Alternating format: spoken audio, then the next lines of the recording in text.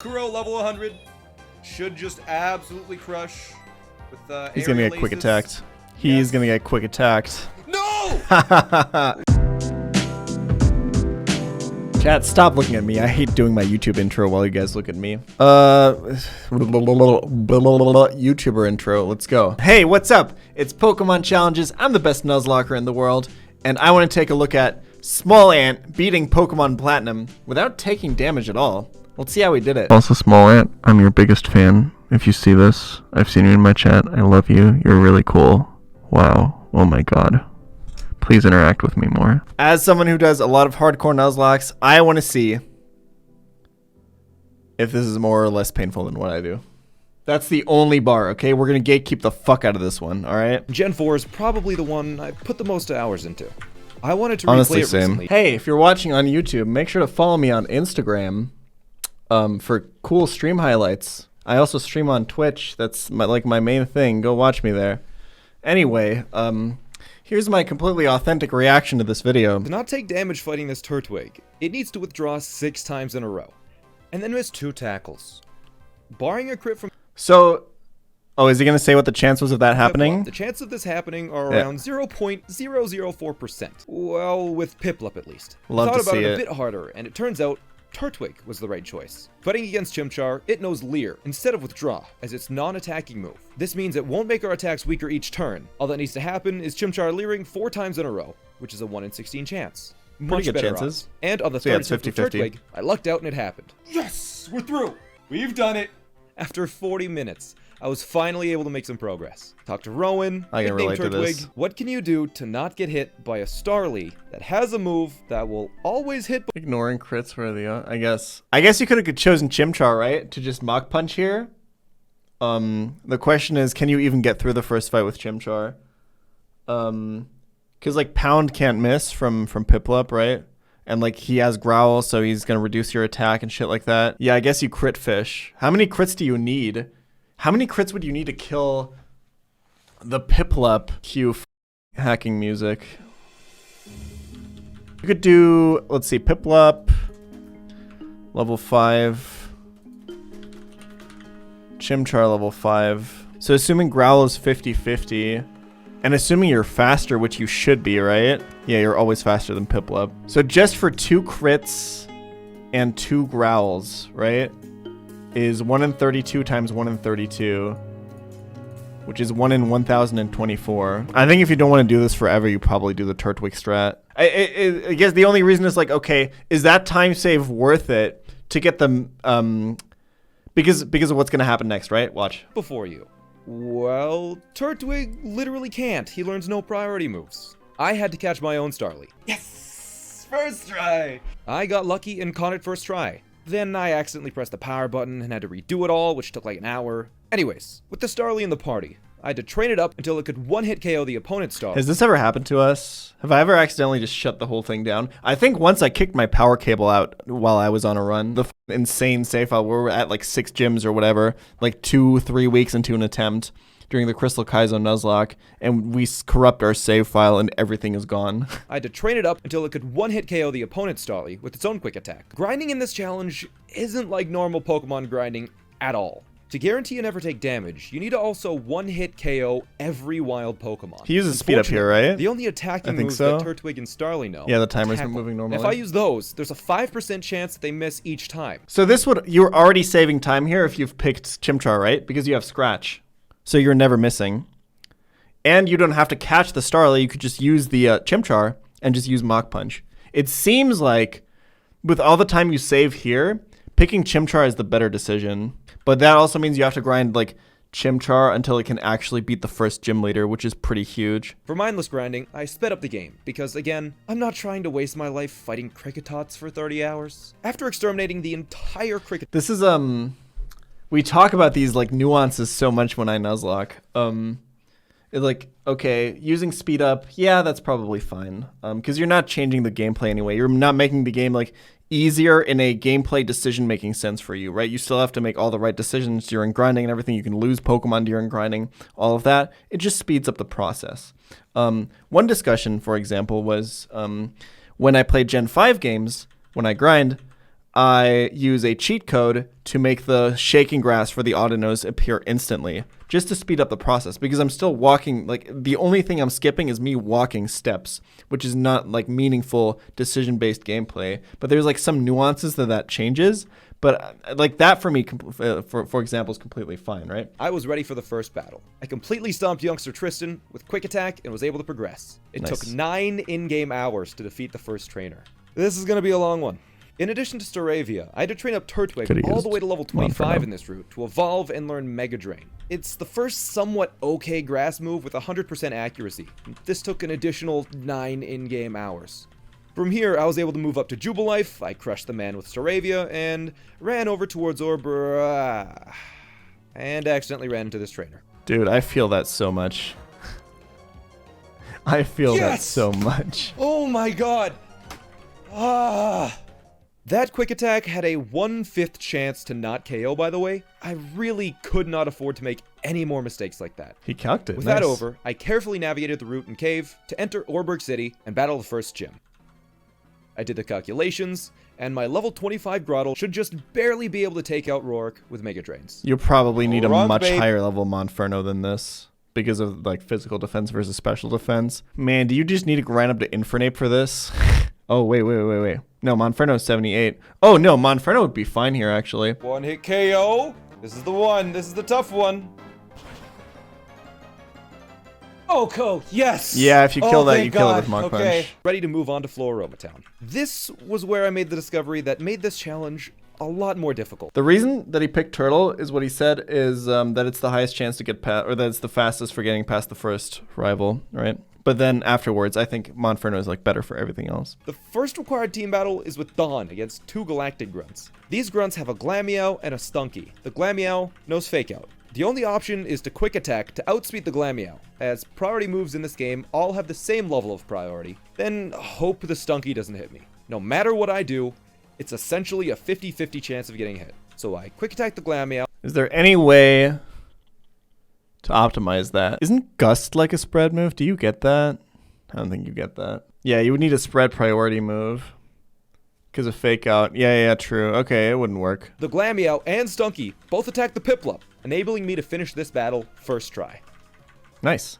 After that battle, it was clear my Pokemon needed to be stronger, so I trained up Grottle until level 32, so it evolved and learned Earthquake. Then went to Floroma Town.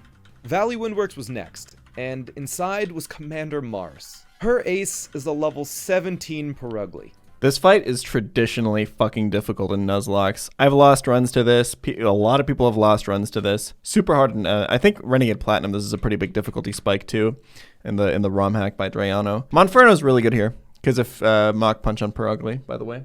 It has Fake Out. To outspeed and one-hit KO the Perugly with Quick Attack, my Staravia needed to evolve and then get to level 40. Should have started Monferno. Another huge time save. After saving Valley Windworks, I was able to move up into Eterna Forest. I will say, so far, this run is relatively interesting, especially like the first couple of fights and stuff. I think from here on out, there's gonna be like 3 more fights that are interesting. Is gonna be my guess. In the forest, you are forced to team up with Cheryl. The first required battle in Eterna Forest is against Jack and Brianna. Brianna has a Pachirisu with Quick Attack. So I went into it hoping for the best, You love to and I see got it. hit. So He I went mad. all the way back to the first gym.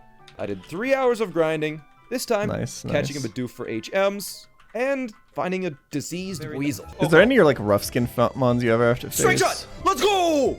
Yes! That was a 50-50, right? Alright. Nice. Alright. Eterna City is the location of the grass gym, and because I had a level 40 Staraptor, I completely blew it away with a wing attack. The second badge was mine. After 30 Wait. Uh-oh. Could you I imagine completely blew it away with a wing attack. Aerial Ace? Poison Point proc here? Wait, this has natural cure, right? Never mind. After the gym, I went back and caught a Buizel for later. 75% chance. Please! What does he need Weasel for? Does he need a non-normal type priority move in Aqua Jet? I think that's it, right? Oh yeah, that seems like a purposeful optimization to catch the encounters right after you beat the gym. because so it's like close to your save point. So if they break out and hurt you, you can just reset real quick. Fantina has a Duskull with Shadow Sneak, a priority There move. it is. Then a Haunter Yeah. with Sucker Punch. Yeah, Also yeah. a priority. I remember this fight from my level 1 platinum run. Click here to watch it. I don't know. I guess like the Shadow Sneak at least doesn't hit Staraptor, so you don't really care about that. But then the Haunter with the Sucker Punch is pretty huge. Yeah, it seems like Weasel is the right answer here, right? So in order to beat the Haunter, I needed to train my Weasel to level 45 so it evolved and had the stats to defeat the Haunter with a single Aqua Jet. The final Pokemon, Miss Magius, was a simple crunch. And the third badge was mine after 46 in-game hours. Nice. If you deposit Pokemon in the Daycare, every step you take, your Pokemon gains 1 experience point. So all I had to do to get level 100 Pokemon was to shove them in the Daycare and bike up and down over and over until I traveled around 1 million tiles. And that's what I did. So this is what we also do in my Emerald Kaizo Nuzlocke currently. And I debated on whether or not the skill element is eliminated from that point until which you can just hack in rare candies. But it's not really, at least for me. Well, because I play with level caps, and more importantly, your Pokemon's learn sets, because the people in the Daycare automatically teach over your moves, so they need to be like in the right order and shit, and you can mess that up pretty easily. The next stream, I was ready to crush this game. Or so I thought. I picked up my incredibly powerful level 100 Pokemon, swept through Route 215, until I encountered a very unexpected problem. Ace Trainer Dennis. He was an unavoidable trainer. Oh, these guys. Also, classic Nuzlocke wall. Also, classically difficult in my level 1 platinum run. Yeah, the setup, the team of these Pokemon is really hard to get through. Driftblims have the ability Aftermath, where on the turn the Pokemon is defeated, if the opposing Pokemon made contact, it takes damage. This was a problem. My 2 level 100s only had moves that made contact. We scoured the game and strategized the best we could, and the best solution to the problem, barring extra hours and hours of grinding, was getting Rock Tomb and teaching it to Floatzel. In Gen 4, Rock Tomb only has 80% accuracy. It was a 1 in 5 chance that I would take damage. Infernape would 1 KO this without contact. True! True, another good reason to pick Infernape. Yeah, I agree. Here's the battle. No! Get absolutely shit on. Hey, Sammy. Should have probably just done some extra grinding on my Torterra instead. But I reset. And since I'm stubborn, I just tried the Rock Tomb strategy again. Got him. Yes! I walked down to Pastoria City, went to the move reminder, and taught Floatzel Swift, which hits both Pokemon in double battles. There you go, yeah. With this excellent idea, Good I was shit. able to defeat the Grunts without having to rely on good luck. I think it'd be interesting to optimize this as like a speedrunning category. You could allow like emulator speed up or something. It'd be interesting to see what the like most consistent strategies are, I guess. I traveled through the foggy area on Route 210 and accidentally got into a battle. Of course, I had also forgot to use defog, so I was going into the battle. Listen, okay? Gen 4 spinners, not consistently dodgeable. Okay? They're not. I've talked to speedrunners about this. They're not consistent. Sometimes you just run into the trainer. There's nothing you could have done. It's RNG. 40% chance to miss each attack was the worst case scenario. A Probo Pass. Both Swift and Aerial Ace would not take it out in one hit. Here's what happened. Don't miss. No. No! He mad.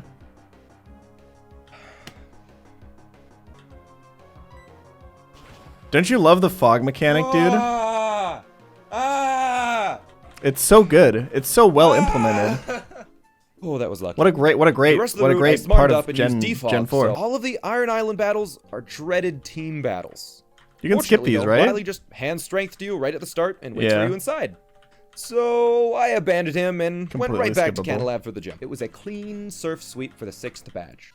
Team Galactic started causing some chaos, so I went to Lake Valor, cleaned things up there. Then yeah, like this is the point where you just have like your level 100s and you kind of just go through. So it reminds me of like in the level 1 challenge where we just kind of knew how our team worked and every fight worked like pretty well. Lake Acuity, where it's hailing. But that's okay because I had a way to deal with it.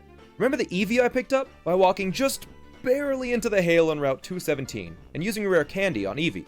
It evolved into Glaceon, a Pokemon immune to the effects of hail. The only powerful Ice-type move with 100% accuracy in this gen is Ice Beam. To acquire Ice Beam, you have to spend 10,000 Game Corner coins. 10,000 Game Corner coins cost 200,000. Yeah, the fastest way to do this is to fight the...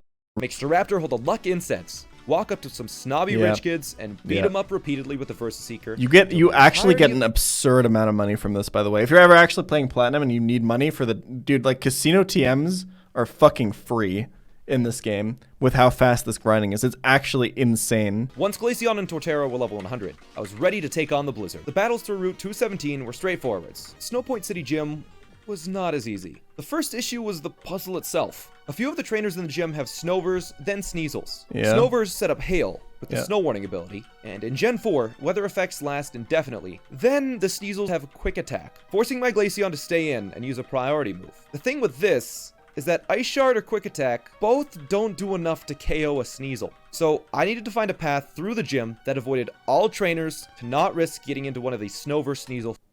You want a hot tip? If you ever don't feel like being like intelligent and figuring this kind of shit out, like a pro, like a real true challenge runner like this guy, you go to YouTube, you type in whatever game, Pokemon game you're playing, plus world record speedrun, second monitor, boom, put it up, 2 times speed, watch how the speedrunner does it, follow their path.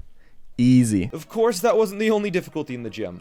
We still had Candace. If Candace sends out Abomasnow next, it starts hailing with Snow Warning. Abomasnow itself can be taken out easily with Glaceon's Ice Beam, and the Pillow that follows it. But the reason that Hail is a problem is because of Frostlass and its ability. Snowcloak, right? Snowcloak. Yeah. Snowcloak and Hail makes moves miss 1/5 of the time. To guarantee the KO, I need a move on Glaceon that never misses. And as you can clearly see, Glaceon doesn't have one of those no-miss moves.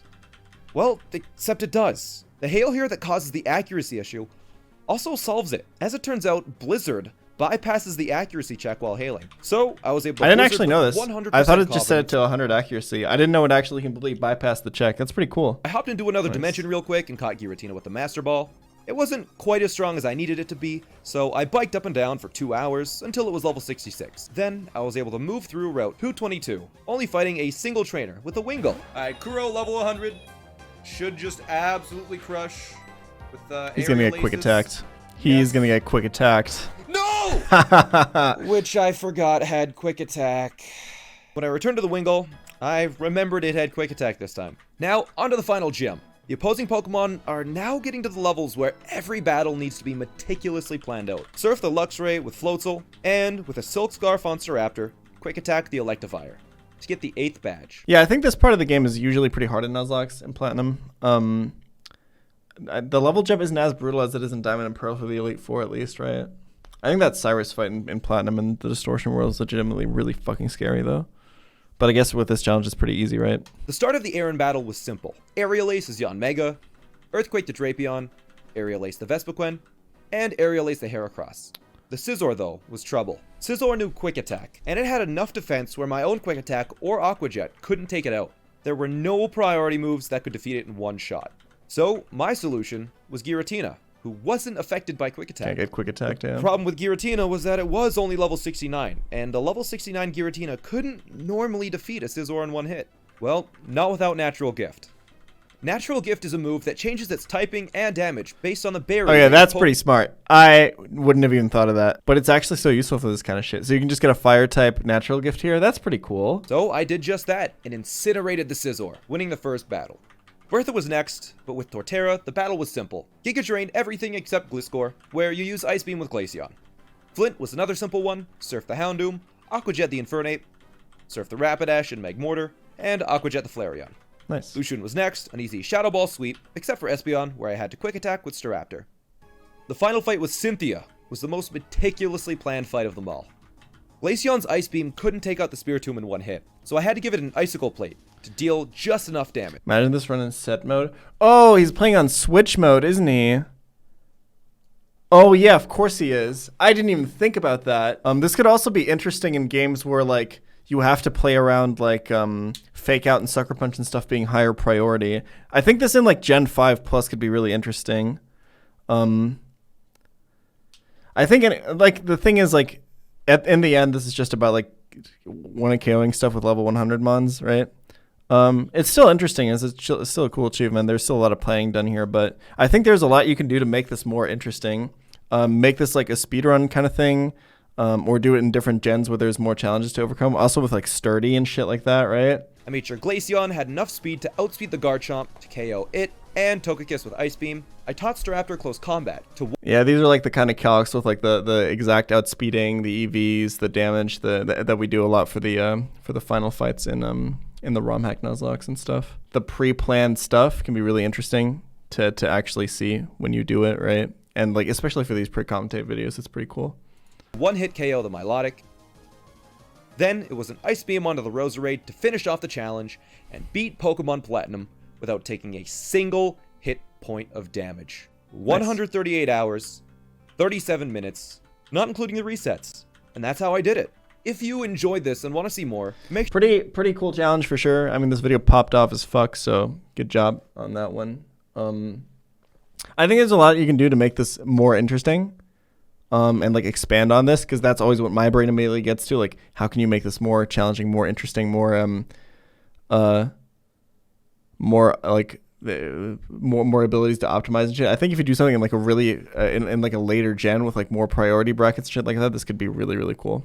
But yeah, cool video. I appreciate it, and I'm a fan of SmallAnts, so I appreciate his craft. Let's put it that way. Make sure to follow me on Twitch if you want to go see me go live, and also subscribe here on YouTube and ring the bell so you can see when my videos get posted. A lot of you f***ers that watch my videos don't fucking subscribe to my channel. Don't do that, okay? Click. Do you know it changes color when you click the button? Wow, amazing. Comment and like. Bye.